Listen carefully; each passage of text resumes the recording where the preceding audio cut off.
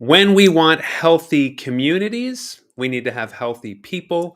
In order to have healthy people who live in those communities, that means we need to accomplish the things that are necessary for the determinants of health, two of which, as we've discussed before in previous videos, are income, a sufficient income that you can live off of when you work, and housing. And so, part of the five targets that are very important to me as the person running to be your MLA is sufficient housing, affordable housing, and housing for all. And so, yesterday I gave you an overview of the three important, I'd say, pillars or legs of the stool. If you think of a three-legged stool, we need three robust plans for housing that are working. And of course, that the first of those is transition housing. And so that is what I wanted to talk about today. Yesterday I gave an overview of how we need very robust plans for those three parts of housing. Today I want to talk about transitional housing and what that means in this 5 minutes. Today is live for 5.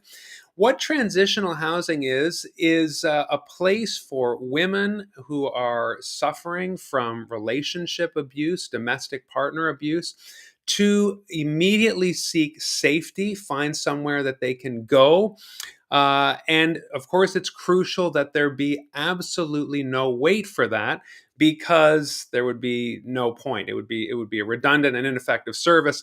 If somebody needs to escape an abusive situation immediately, they go to transition housing, and it's important that they find a place for that immediately. Now, with the Women's Equality Branch in New Brunswick does a fantastic job. So today I'm not going to talk about problems, and maybe that's something new for you. There are some things that are working very well in this province, and so I am happy to report today, really just informing you on what transitional housing is and second stage housing as well. So transition housing is where a woman who is suffering from domestic partner relationship violence can immediately go and find a safe room, a safe bed, and if she has children, that they are definitely accommodated as well.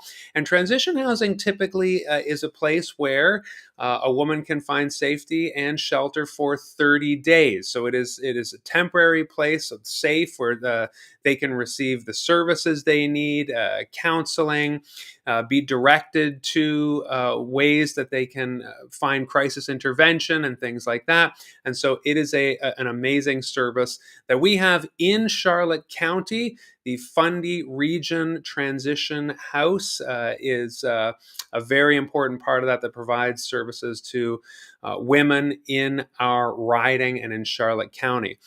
Once that 30 days has elapsed, if the person still has nowhere that they can go where they feel it is sufficiently safe, then they move to second stage housing. Second stage housing is a little bit more longer term, although it is considered still temporary, but it's a month by month basis where the woman can rent for 12 months. And so for the period of a year, along with her children, if necessary, she can find safety. And again, access services, not so much crisis intervention anymore, maybe, but resume building, skill building. There is counseling and group therapy and things like that. And in our region of Charlotte County, Carol Ann's house is the agency and the home that provides that service for women experiencing this kind of circumstance in our community.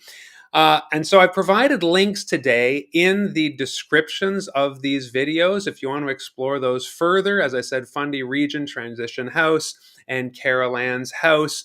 Also, if you are suffering from domestic abuse, relationship violence, you can call 211. 211 is a service in New Brunswick. It's a 24/7 chat line where you can be directed to receive the help you need. It is for anyone and everyone experiencing any kind of crisis. Obviously, if it's an emergency, please call 911. You will find access to first responders there.